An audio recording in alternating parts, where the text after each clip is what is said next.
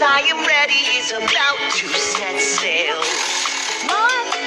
This kind of day couldn't get much better, but it keeps on trying. Yeah. Ouch! That is. How dare you, SpongeBob? You want to make me sleep?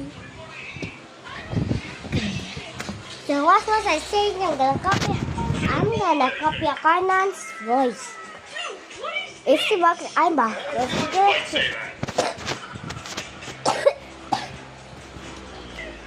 But this is sad looking sound.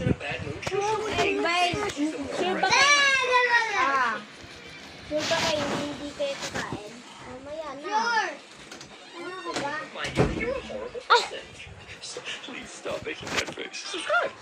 If you put a pear in the freezer, let it thaw. Andito na pagkaan. Andito na pagkaan. Hindi daw po. Ano hindi? Sinadala Dwayne. Ano hindi? Sinadala Dwayne hindi po kakain. Sabi ka lang kay Lena, magmamaya gabi? Ha? Wala siya na pala kumain? Gano'n? About to start. Hindi daw po kayo.